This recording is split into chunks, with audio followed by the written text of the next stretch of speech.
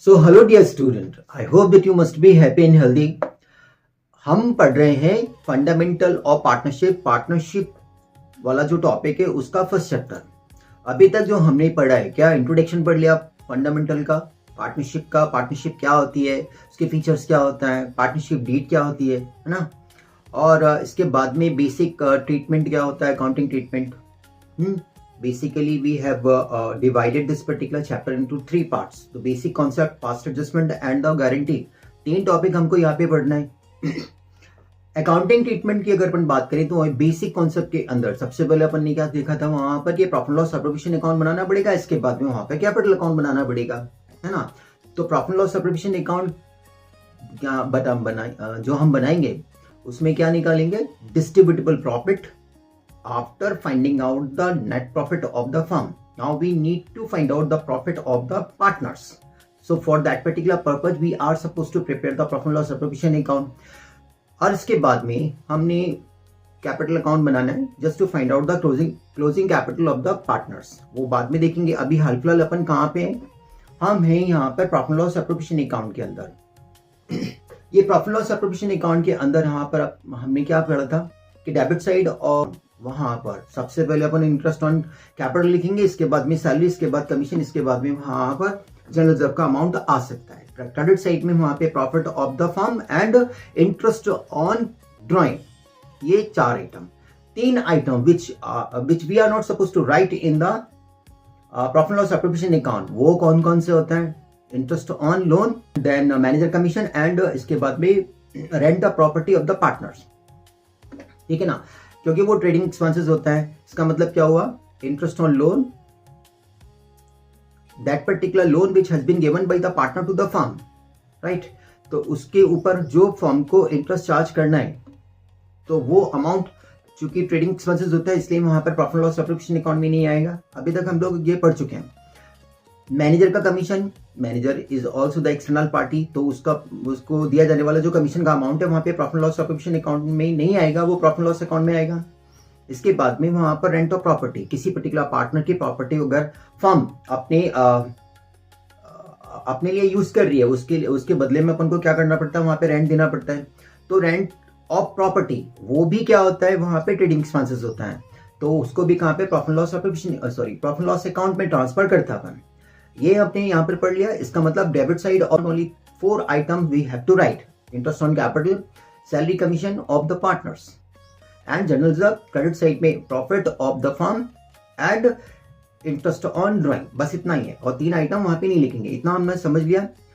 अब इस particular topic के अंदर हमने यहाँ पर क्या करा है, इंटरेस्ट ऑन कैपिटल का कॉन्सेप्ट हमने समझ लिया। याद करो, पिछले लेक्चर में आपने देखा होगा इंटरेस्ट ऑन कैपिटल के कॉन्सेप्ट्स कौन कौन से थे। वहां पर देखा, no deed no interest, if deed is there loss occurred then no interest, deed is there and sufficient profit is available then provide full interest, deed is there but not sufficient profit is available then restrict the interest up to the profit and distribute it among the partners as per the capital ratio, interest ratio और expenses ratio। ठीक है ना। और इसके बाद में last वाला कौन सा था, वहां पर if deed is there but not sufficient profit is available even then the partner want to take the interest as a charge then provide full interest, and वो particular amount कहाँ पे जाएगा, क्योंकि पूरा आप इंटरेस्ट दे रहे हो तो वहां पे प्रॉफिट लॉस अकाउंट के डेबिट साइड में जाएंगे, है ना। तो ये हमने 5 कॉन्सेप्ट अपन ने पढ़ लेते हैं। इसके बाद में अब थोड़ा सा डेबिट साइड में आने वाली जो अमाउंट होता है तो वो क्या, प्रॉफिट लॉस एप्रोप्रिएशन अकाउंट के अंदर अपन बात करेंगे। ठीक है ना। यहां पर तो इंटरेस्ट ऑन कैपिटल ये कंप्लीट हो गया। इसके बाद में salary to any particular partner, इसके बाद में यहाँ पर commission to any particular partner, और इसके बाद में यहाँ पर जनरल रिजर्व। तो हमें क्या करना है भाई, इसके कॉन्सेप्ट समझना है कि ये कैसे कैलकुलेट किया जाता है।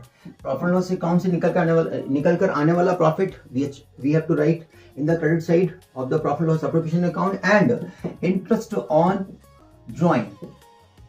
This is also indirect income for the firm's point of view. That is why that will be recorded in the credit side of the profit loss appropriation account.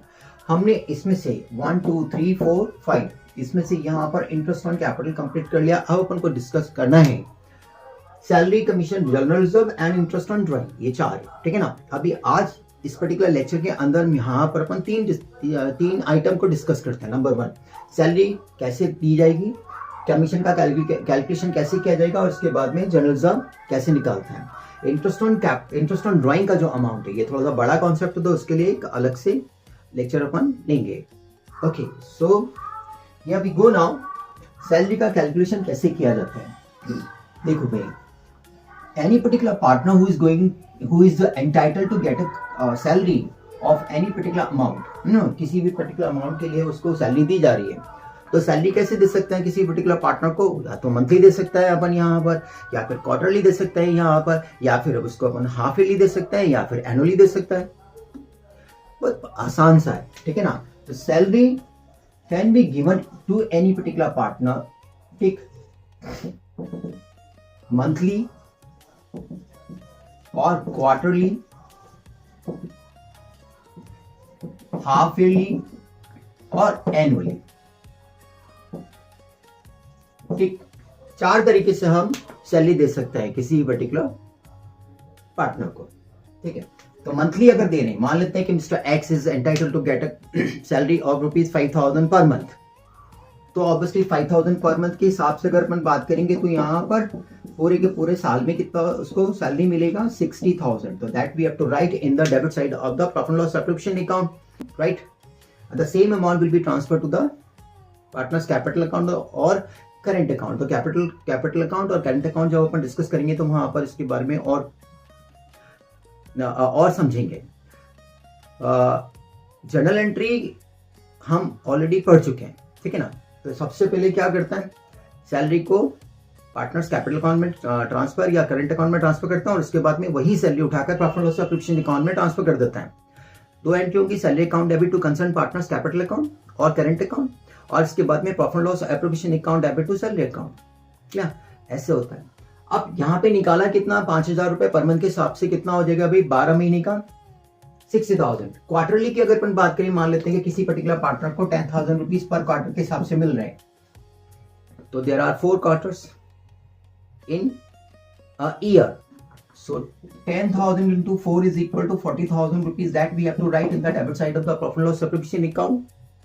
ऐसे निकाल सकते हैं। हाफ ईयरली अगर इसकी को मिल रहा है तो 20,000 रुपीज वो हाफ ईयरली, नॉर्मली ऐसा नहीं होता लेकिन फिर भी अपन मान लेते हैं कि अगर वो हाफ ईयरली ले रहा है तो क्या करना है, 20,000 पर ईयर ईच हाफ, तो 20 into 2 is equal to यहाँ पर 40,000।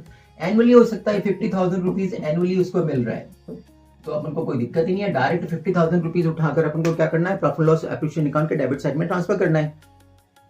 मंथली, क्वार्टरली और हाफ ईयरली के लिए आपको कैलकुलेट करना पड़ेगा। एनुअली के लिए तो डायरेक्ट उठाकर वही फिगर उठाकर अपन कहाँ करेंगे, प्रॉफिट लॉस एप्लीकेशन अकाउंट के डेबिट साइड में ट्रांसफर कर देंगे ना, उसमें तो कुछ मल्टीप्लाई करने की जरूरत ही नहीं है क्योंकि वो पहले से ही एनुअली लिखा हुआ है।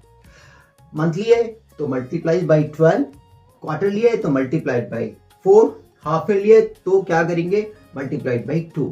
ये सैलरी का कॉन्सेप्ट होता है, कैसे निकालता है, बड़ा सिंपल सा है, ज्यादा दिक्कत नहीं है, ठीक है। अब अपन बात करें यहाँ पर सैलरी के बाद में एक और आइटम होता है, वो क्या होता है, commission. Sir, commission of a manager, ये लास्ट ईयर आपने फाइनल अकाउंट विद एडजस्टमेंट वाले टॉपिक के अंदर समझा होगा। हमने पढ़ा था ना मैनेजर का commission, before charging such commission और आफ्टर चार्जिंग सच कमीशन वाला कॉन्सेप्ट, वही है यहाँ पर भी। तो पार्टनर को भी ऐसे ही दे सकता है अपन। कैसे? जैसे मान लेते हैं यहाँ पर लिखा है profit loss application account by P&L account, total amount कितना है भाई, यहाँ पर 1 लाख रुपए का प्रॉफिट है सपोज। नाउ यहाँ पर लिखा B is entitled to get a commission of 5% on profit। एक तो ये हो गया कि डायरेक्ट उसको प्रॉफिट के ऊपर कमीशन मिल रहा है 5%, तो क्या करेंगे अपन यहाँ पे 1 लाख रुपीज के ऊपर 5% निकालेंगे और 5,000 रुपीज यहाँ ट्रांसफर कर देंगे, देयर इज नो प्रॉब्लम, है ना। B is entitled to get a commission at the rate of 5% on the net profit. Clear sir? यहाँ पर ऐसे निकालेंगे डायरेक्ट 1 लाख रुपए का 5%, 5,000 रुपए आ गया, बस यहाँ पर ट्रांसफर करने के बाद में खत्म हो जाएगा। बट कभी कभी क्या पोजीशन बनती है, यहाँ पर अगर अपन कमीशन निकाल रहे हैं यहाँ पर, ठीक है सर, तो कमीशन ऐसे निकाल सकते हैं ना, ये आपको लास्ट ईयर वाला कॉन्सेप्ट ही है यहाँ पर, before charging such commission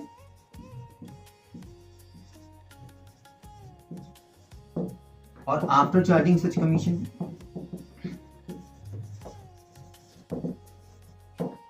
after charging, before charging such commission, after charging such commission, है ना। अब बिफोर चार्जिंग जैसे मान लेते हैं यहाँ पर लिखा है B is entitled to get a commission at the rate of 5% on net profit है, तो डायरेक्ट 1 लाख रुपए के ऊपर आ जाएगा। और अगर यहाँ पर लिखा है कि B is entitled to get a commission of 5% on divisible profit before charging such commission, ठीक है, दोबारा सुनो, B is entitled to get a commission on divisible या distributable profit before charging such commission. अगर ऐसा लिखा हुआ है तो अपन को क्या करना है, ये प्रॉफिट लॉस एप्रोप्रिएशन अकाउंट जो बनाया है इसमें अपन यहां पर क्रेडिट साइड में क्या लिखता है, बाई इंटरेस्ट ऑन ड्राइंग,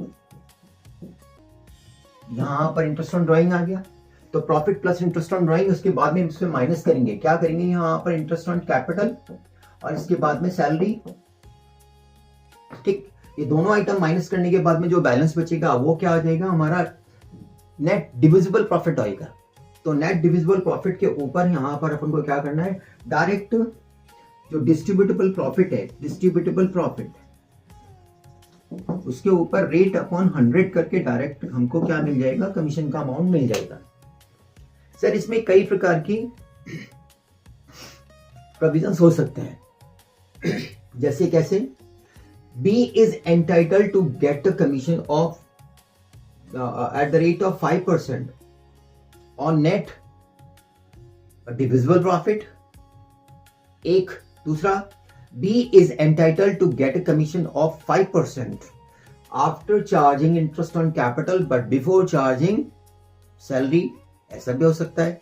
तो यहां पर इस पर्टिकुलर प्रॉफिट में से यहाँ पे इंटरेस्ट ऑन कैपिटल माइनस करने के बाद में जो बैलेंस आएगा उसके ऊपर अपन को यहाँ पर कमीशन निकालना है, मतलब इंटरेस्ट ऑन कैपिटल माइनस करने के बाद और सैलरी को माइनस करने से पहले जो बैलेंस। कभी ऐसा भी हो सकता है कि सैलरी को माइनस करने के बाद इंटरेस्ट ऑन कैपिटल को माइनस करने से पहले, 2-3 इसमें केसेस आ सकते हैं, ठीक है ना। तो नॉर्मली अपन क्या कर रहे हैं यहाँ पर कि entire expenditure which has already been charged against the appropriation out of the profit वाला, यहाँ पर जो अमाउंट लिखा हुआ है इसमें से ये पूरे के पूरे अमाउंट माइनस कर दिया, interest on capital salary minus कर दिया, इसके बाद जो बैलेंस बचेगा वो हमारा डिस्ट्रीब्यूटेबल प्रॉफिट हो गया, उसके ऊपर रेट अपॉन 100 करेंगे तो जो भी आएगा वो हमारा कमीशन हो गया यहाँ पे।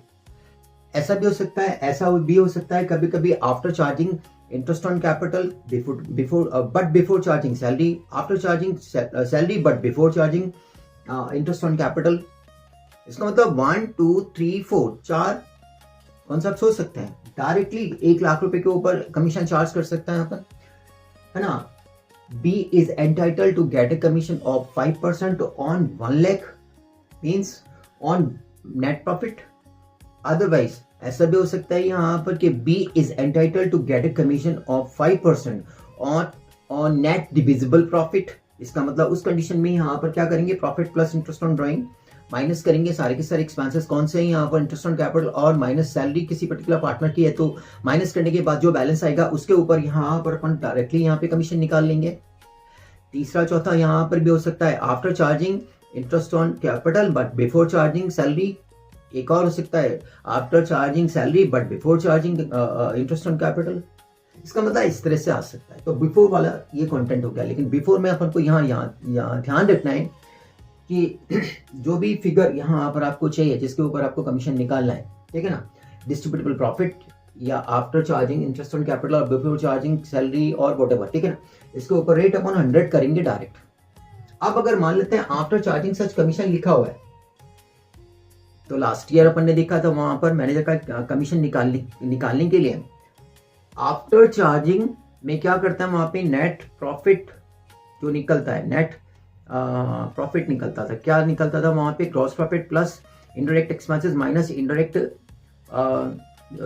इनकम माइनस इनडायरेक्ट एक्सपेंसेस, जो बैलेंस बचता था उसके ऊपर अपन कमीशन निकालते थे ना आफ्टर चार्जिंग में। तो अपन क्या करते थे वहाँ पे? Net credit balance of profit loss account into rate upon 100 plus rate, यही करते थे। यहाँ पर भी यही करना है। क्या करना है? अगर मान लेते हैं यहाँ पर लिखा हुआ है B is entitled to get a commission of 5% on net divisible profit या distributable profit after charging such commission। तो क्या करेंगे? तो यहां पर डिस्ट्रीब्यूटेबल प्रॉफिट निकाला अपन ने, इसके बाद रेट करेंगे, रेट से मल्टीप्लाई करो और इसके बाद में 100 प्लस रेट कर देते हैं। अब आपको याद आ गया होगा शायद ये वाला फॉर्मूला लिखने के बाद, rate upon 100 plus rate. Clear? तो यहां पर भी डिस्ट्रीब्यूटेबल प्रॉफिट हो सकता है। दोबारा देखते हैं, चलो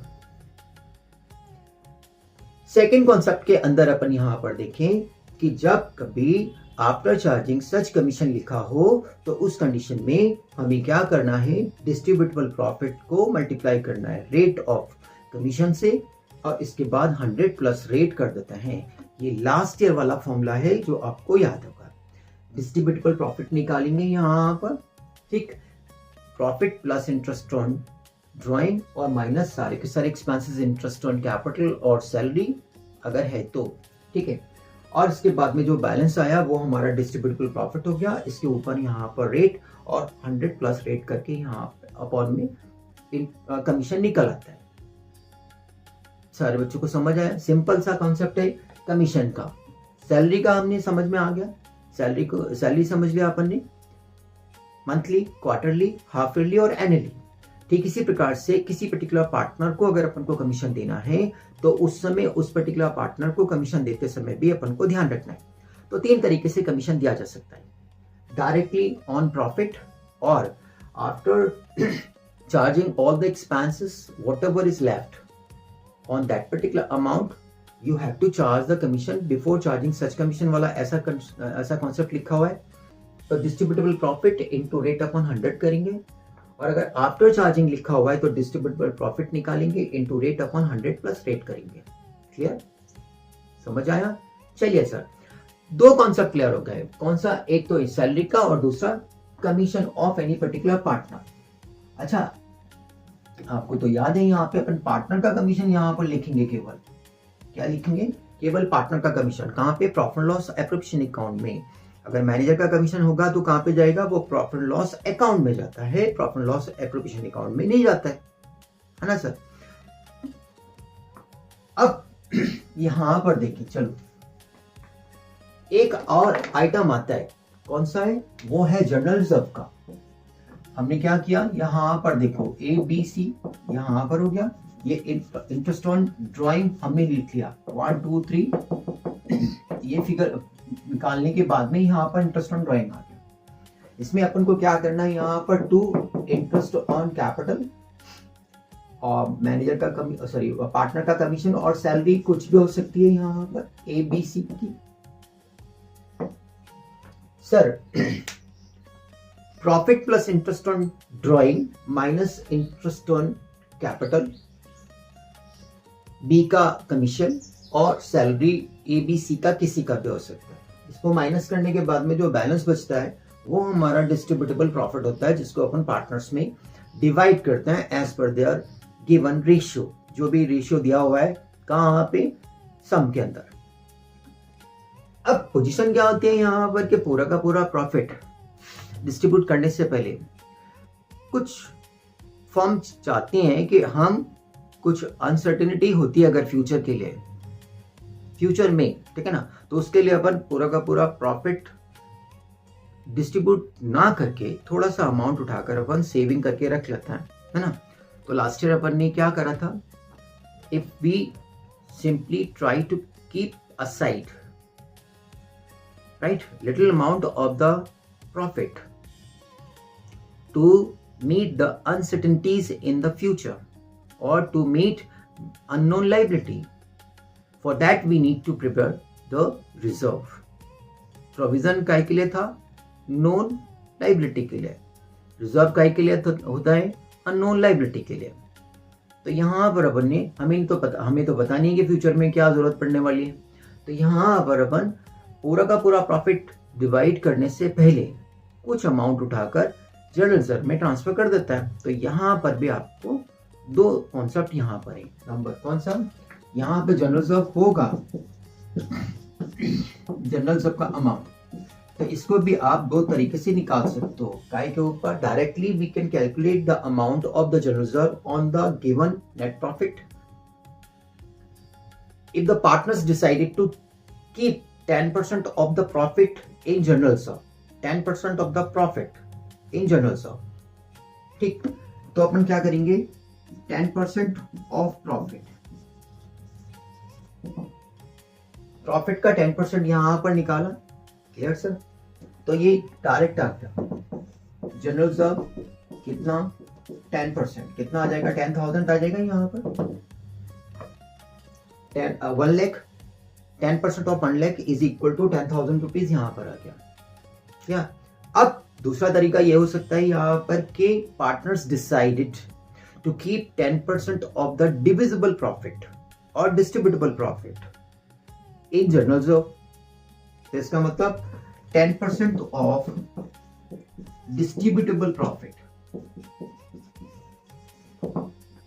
तो कभी ऐसा भी हो सकता है कि जब हम डिस्ट्रीब्यूटेबल प्रॉफिट का 10% उठाकर कहां पे ट्रांसफर कर रहे हैं, जनरल रिजर्व में। अगर मान लेते हैं कि डिस्ट्रीब्यूटेबल प्रॉफिट का 10% अगर अपन निकालेंगे तो उस कंडीशन में अपन को क्या करना पड़ेगा, यहाँ पर जितने भी एक्सपेंसेस हैं, तो profit plus interest on drawing minus interest on capital, salary, commission of any particular partner, इन सब चीजों को प्लस माइनस करने के बाद में जो बैलेंस बचेगा वो हो गया डिस्ट्रीब्यूटेबल प्रॉफिट। उसका हमें क्या करना है, 10% पार्ट उठाकर हम जनरल रिजर्व में ट्रांसफर करेंगे। मान लेता है कि यहाँ पर कितना है, 1 लाख रुपए, यहाँ पर कितना है interest on capital, interest on drawing यहाँ पर कितना है, मान लेते हैं 5,000 है, ठीक, तीनों को मिला के, ठीक। यहाँ पर इंटरेस्ट ऑन कैपिटल कितना है, 20,000 है, चलो ठीक है ना। और यहाँ पर कितना है, 3,000 रुपीज, यहाँ पर कितना है, बी का कमीशन है, सैलरी की ए की कितनी है, यहाँ पर 2,000 है, ठीक है ना। तो टोटल कितना हो जाएगा, 20 + 3 + 2 is equal to 25,000। 1,05,000 minus 25,000 is equal to कितना हो जाएगा, 105 माइनस 20 कितना आ गया, 80,000 आ गया। 105, 1,05,000 माइनस करेंगे यहाँ से कितना, 25,000। तो 105 माइनस 25,000 इज इक्वल टू कितना, 80,000। 105 माइनस 25 इज इक्वल टू 80,000। 80,000 का ये 80,000 क्या हो गया, डिस्ट्रीब्यूटेबल प्रॉफिट हो गया। अब इस डिस्ट्रीब्यूटेबल प्रॉफिट का 10% निकालना है, तो 80,000 का 10% कितना होगा, 8,000, यहां पर लिख दिया। तो अगर अपन डिस्ट्रीब्यूटेबल प्रॉफिट का निकालेंगे तो ऑटोमेटिकली यहां पर कह सकते हैं, यहां पर क्या होगा भाई, केवल 8,000 रुपए आएंगे। After deducting this particular expenditure 20 + 3 + 2 25, 105 minus 25 is equal to 80 का 10% 8,000। अगर मान लेते हैं कि 10% ऑफ प्रॉफिट का निकालेंगे तो यहाँ पर कितना आएगा, फिर यहाँ पर 8 की जगह कितना आ जाएगा, यहाँ पे 10,000 आ जाएगा, 10% of 1 lakh is equal to 10,000। So this is how we have to calculate the amount of the general reserve. So there are two provision or the two cases of related to the general reserve as well. Directly we can calculate the amount of the general reserve on the given profit, or we can calculate the amount of the general reserve which we have to transfer, right, on the divisible profit, yeah, distributable profit. After deducting all the expenses, whatever is left, on that we have to calculate. This is the amount. That is the amount. Clear sir? तो इस प्रकार से यहाँ पर तीनों content clear हो गया। Salary का कैलकुलेशन कैसे करता है, मैनेजर का कमीशन, सॉरी पार्टनर का कमीशन कैलकुलेट कैसे करता है, और जनरल रिजर्व कैसे निकालेंगे। क्लियर? अब बचा क्या है यहाँ पर, इंटरेस्ट ऑन ड्रॉइंग। ये पूरा का पूरा एक बड़ा लंबा चौड़ा कॉन्सेप्ट होता है। इसके लिए अलग से अपन लेक्चर इस अलग एक अलग लेक्चर में यहाँ पर इंटरेस्ट ऑन ड्राइंग को देखेंगे। तो आपको करना क्या है, कंटिन्यूसली आपको देखना है ना। इसके बाद में इंटरेस्ट ऑन ड्राइंग का कॉन्सेप्ट समझना है। इसके बाद में फिर कैपिटल अकाउंट्स को समझेंगे। धीरे धीरे हर लेक्चर को आपको सुनना है, समझना है, ठीक है ना। शुरू से फर्स्ट सेकंड थर्ड पार्ट जितने भी है सबको सुनना है। इसके बाद में कॉन्सेप्ट क्लियर हो जाएंगे। इसके बाद में सवाल आराम से आप लोग कर पाओगे। सबसे पहले इंपॉर्टेंट क्या है, फर्स्ट से लेके अभी तक जितने भी पार्ट बनाए हैं उनको चुपचाप से अच्छी तरीके से देखना है, बढ़िया तरीके से सुनना है, समझना है। कोई डाउट होता है तो डायरेक्टली फोन नंबर दिया हुआ है, आप उस पर मेरे को डायरेक्ट फोन भी कर सकते हो, क्लियर। एंड और मैंने बोला था यहाँ पर कि पीडीएफ चाहिए इस पर्टिकुलर चैप्टर की नोट्स की, तो आप मेरे को व्हाट्सएप पर मेरे को मैसेज भेज देना, तो यहाँ से मैं भेज दूंगा। आप कहीं से भी देख रहे हो कोई फर्क नहीं पड़ता। Is it clear? चलिएगा, तो just you have to take care of yourself, right? See you in the next lecture. Thank you.